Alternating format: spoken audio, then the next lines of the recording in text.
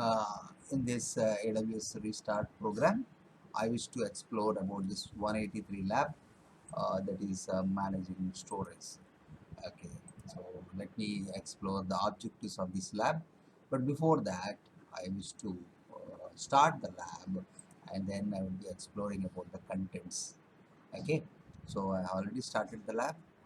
So here in this task, it is divided into two parts. What we are going to learn is that you will create an Amazon EC2 instance and also set up the CLI, which we already did many times during the early labs.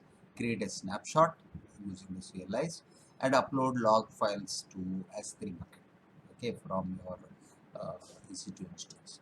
So the challenge portion of your lab, you will be challenged to synchronize the contents of your local directory to Amazon S3 bucket. So the objective is create and maintain a snapshot for EC2 instance and upload the files and download from S3 bucket. So this is the challenge of this lab. We have this task one. Uh, yeah, we have an instance also created. You can see, and yeah, we will go through this creation of S3 bucket once the bucket is created, and also we will attach an instance profile to the instance processor. Okay, we'll also learn about how to modify an IAM role, and then taking a snapshot. That is the task 2. Once the snapshot, this is using the CLI we are also going to learn, right? Just these are all the process we will be exploring. And then once this is done, task 3 is synchronize the files with Amazon S3. So once this is done, I think this is the end of our lab. So let me just wait till the lab is ready. Okay, once the lab is ready, we will start with task 1.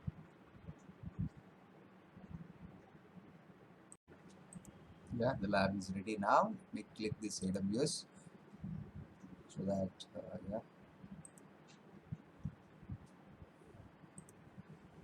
once again click.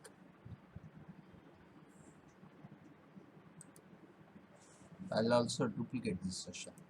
Okay, so one I'll use for EC2 and the other I'll use for S3.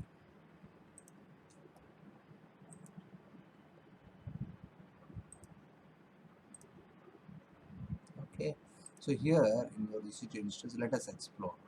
So I have a couple of instances running. One is the processor instance and the other is command post. Okay, so let me start my exercise. So on the go to click an S3 bucket. Go to your S3 bucket. So here I don't have any buckets as of now. You can see this exploring. I don't have any bucket. So my first task is to create a bucket. Okay, so the bucket name should be unique as across the AWS infrastructure. So the value referred, yeah, you can leave it there, across S3. This value is referred to an S3 bucket name in the subsequent procedures. So make a note of S3 bucket name for future use. So here I create my bucket name based on my name.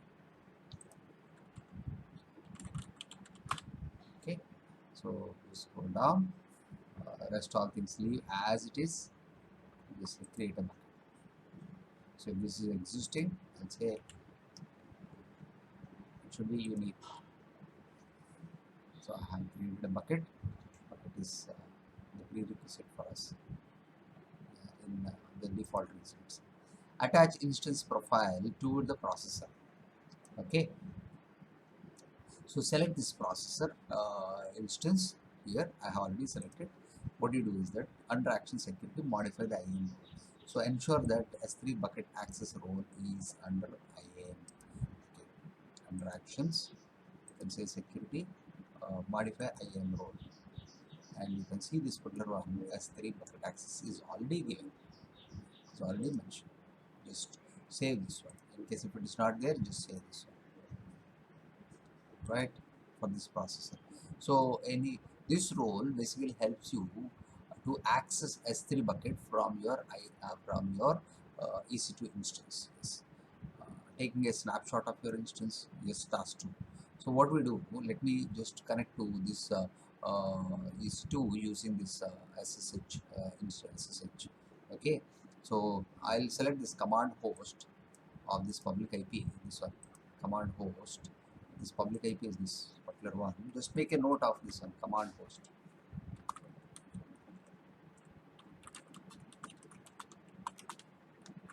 Okay, so let me also connect through putty. This is my putty. Just say run and say control V, and in connection I can say 30, and also in SSH auth you need to get the key. So how do you get the key? So go back to your workbench and say details, show, download your key, labs key. So this is your ppk. It is labs user dot, okay, 2.ppk. So I'll just browse this from the downloads. Okay, and just say login as ec2-user. Okay, I have done that. So all this thing, keep it 30 and open ec2 user. So this part is done. So now taking an initial snapshot. So to take a snapshot you use this, I mean using the CLI we are going to use.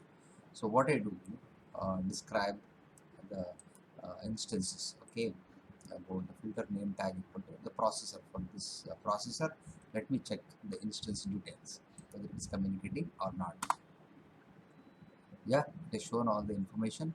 You can see about the instance ID, of course your all your image ID, instance ID, all the things has been displayed in JSON. Right. So to filter out all the things, I just need only some of the things, like maybe the block device volume IDs. Okay, I'll select that and just see what's the output. Okay, this is my volume ID of the processor instance. So I'll just make a copy of this particular one. Yes, this is my volume ID. Just make it. You should see similar to this. Okay, so now let us also query this reservation instance IDs.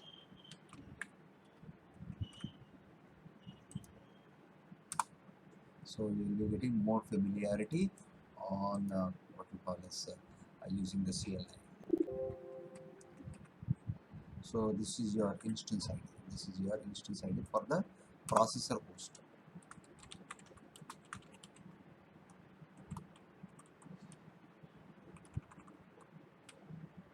Okay, just make it. Right. So this is your instance ID. To shut down the processor instance, copy the following, and you can say stop instances. Let me stop the instance. Okay. So here, this instance ID I need to replace with the value. Now you can see this particular one. This is your volume ID.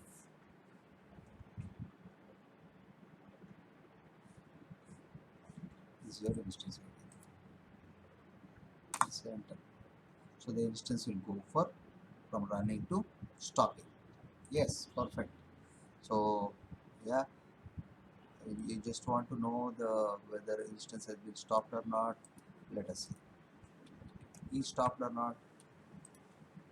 You can say it's my instance ID. This is my instance ID. And say enter.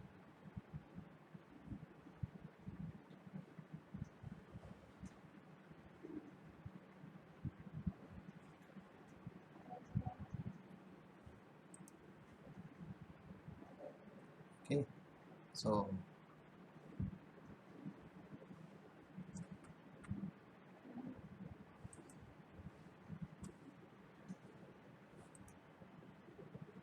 here also you can see the status by refreshing. It should show you the instance is stopped now. Yeah, let's come back. This come back means it is stopped. So yeah, now let us create a snapshot of the particular one. do, I need to take the volume ID. So this I need to replace with volume ID. This is my volume ID. So what happens is that the processor volume ID will be taken as a snapshot. Yes, the request has been taken. The status is pending. Once you complete, it will be available. The snapshot is done. You can see whether the snapshot status by help of whether it is complete or not with the help of this instance. Okay, remove the snapshot ID. You have the snapshot ID here. Yeah, you can see that yes, it should be completed. It should be. You can verify the snapshots also as we did. Snapshot. It is completed, right? And now to restart the processor, yes, I'll start the instance once again about this processor instance ID. I'll remove the instance ID.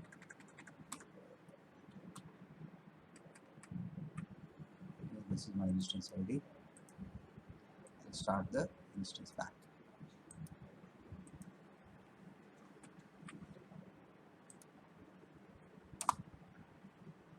The request from stop, it has come to pending. In few minutes, the instance should be running. You can also give the command to see whether the instance is running or not. It is now pending the current status.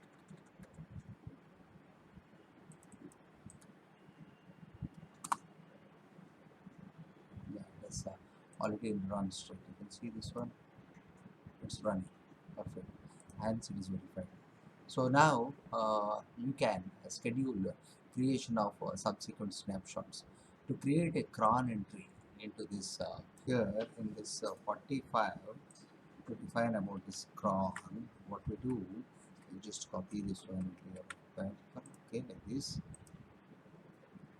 and replace this one with the volume ID. Okay, the volume ID is so and so.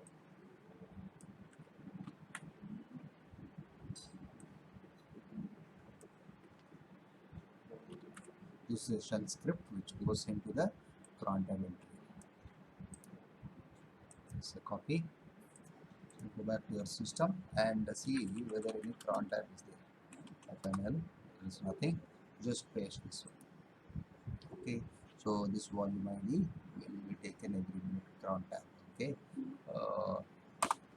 Yeah. Just check cron tab FNL.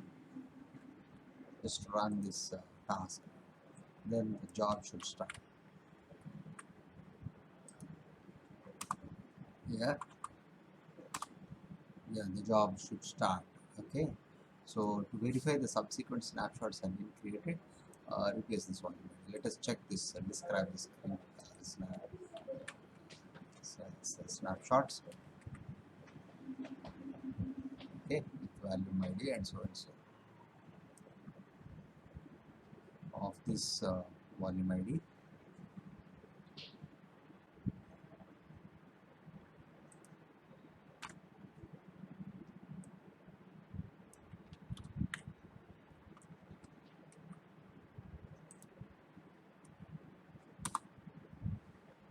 Yeah, I think there is a snapshot which is already started. You can even check here by refreshing whether any snapshots are coming through. Yeah, one snapshot is started already. You can see this. So there are, this will take approximately 2 minutes to complete. Yes, describe here. We got this. At least one, okay, or more snapshots. If it's not working as expected, if you wait for a little bit more time, you will see another one getting triggered. Okay, so retaining only the last two. So how do I do that? So cron tab -r, just remove this one.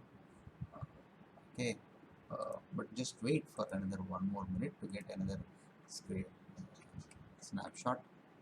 You can describe once again.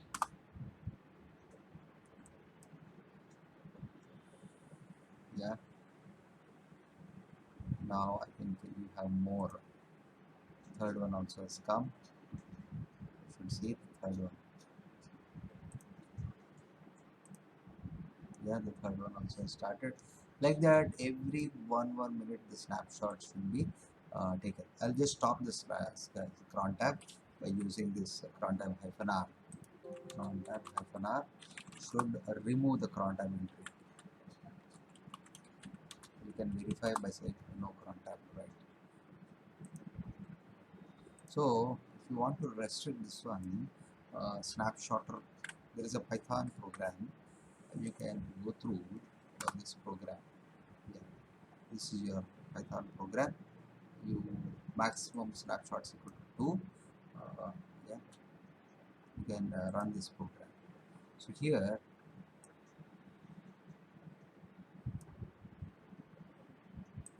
so what I do, I have to replace this one and run this.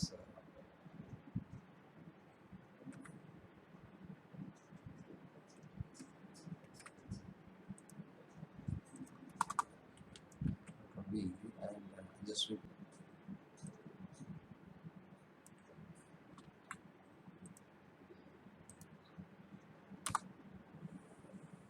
yeah, there are 3 snaps which are there.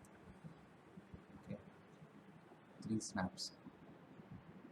So here I run this snapshot of Python program.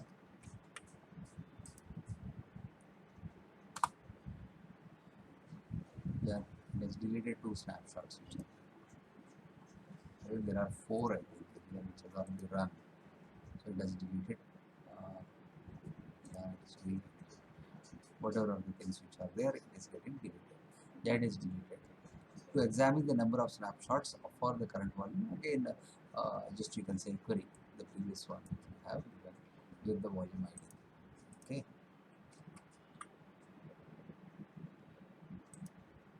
Right. So I'll just remove this volume ID.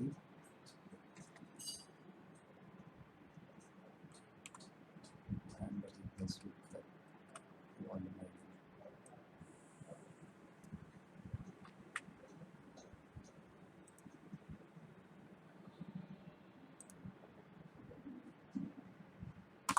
It will display what are all the, and there are 2 snaps which are there. Perfect. So this ends task number 2. So let us exit this. This is done.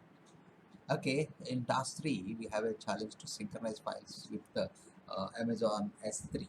Okay, so here what we do, run this on a sample set of files. We use this S3 bucket. Let us understand about the challenge description. We need to unzip these files, and also we will activate this versioning. We'll use this CLI, and this is the solution summary. So first of all, logging into this processor instance. So my processor instance is, you see this one, this is my processor instance. The IP is yeah, 34 dot 221 dot. So I'll just log in through putty.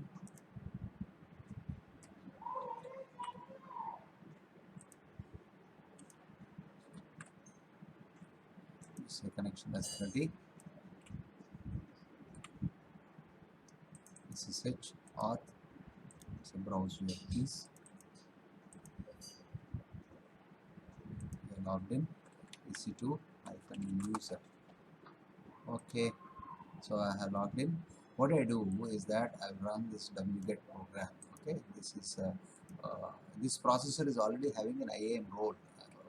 We spoke already, where I can communicate to the S3 bucket. Yeah, the file has been downloaded. So let me unzip these files. Yeah, you can see that there is files directory. Now our challenge is to copy all these files to the S3 bucket. Okay, so these are the files. I can remove rm files.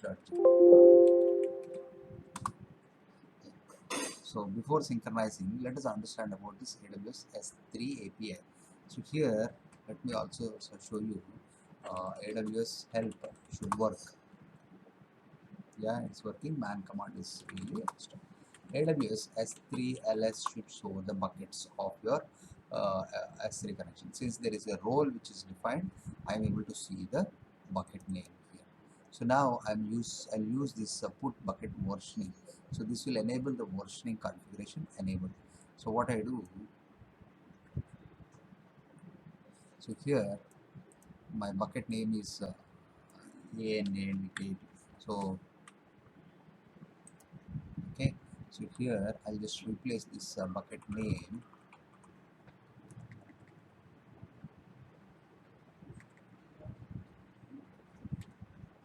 right, with the image. So what happens is that status equal to enable, this will enable the bucket versioning. You can also verify the bucket properties.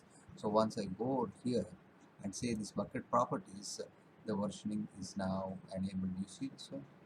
Okay, right, this is how you can do. And now to synchronize the file contents, you have a command called a sync. Okay, so I'll just sync the files. Earlier I don't have any files in my bucket. You see this one? In my buckets there are no files. So this sync will establish what we call is the files should be updated to the yeah. So it should be updated to the bucket.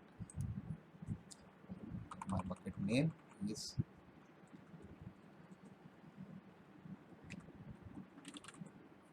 ATH, right?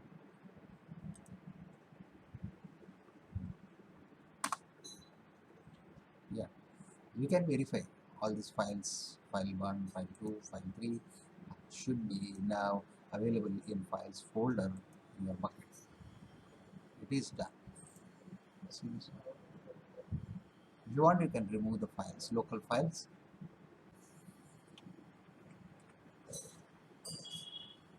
rm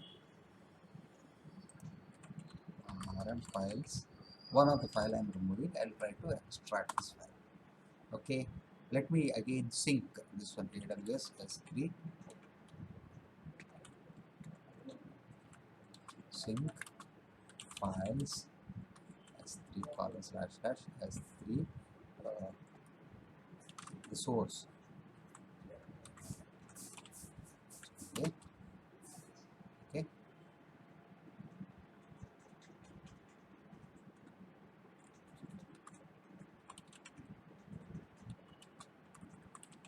So this will delete all the files if there are any.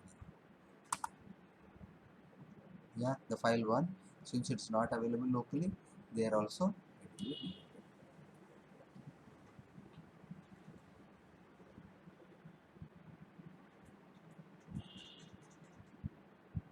Okay, you can see here also in this destination bucket, file 1 is no more. Yeah, and now you can also get object of this bucket file1.text. Since versioning is there,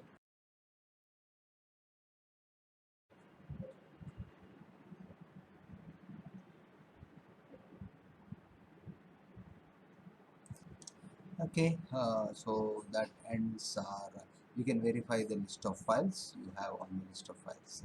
Uh, that's all in this lab. Congratulations, you have completed the lab. Thank you.